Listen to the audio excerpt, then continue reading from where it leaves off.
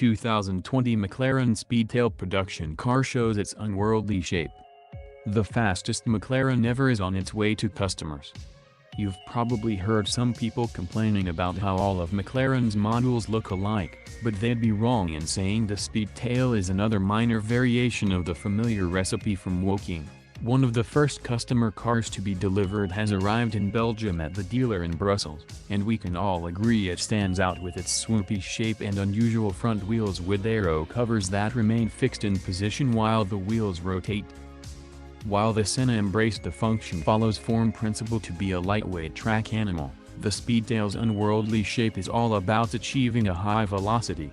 At 250 miles per hour, 403 kilometers per hour, it's the fastest production car ever built by McLaren and a worthy spiritual successor to the 243 mph F1 naturally aspirated machine from the 1990s. You won't be seeing many of these on the road as production will be strictly limited to just 106 units to perfectly match the iconic F1. All examples of the carbon fiber-bodied UFO on wheels have long been sold out at £1.75 million, $2.16 million, a pop before taxes and options. Customer deliveries of what McLaren describes as being its first Hyper GT kicked off at the beginning of the year. The adjacent images don't tell the whole story as they're unable to illustrate the Speedtail's impressive footprint.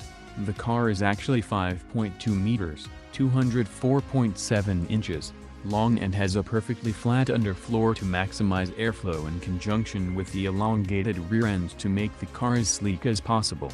It's the most aero-efficient road car McLaren has ever built and can be lowered by 35 mm, 1.4 inches, when the velocity mode is activated to unlock the entire speed potential. Once it's lowered, the Speedtail's highest point is just 1,120 mm, 44.1 inches, above the road. The Speedtail is one of the many new members of the expanding McLaren family, which recently added the 765 LT as a hardcore version of the already intense 720S.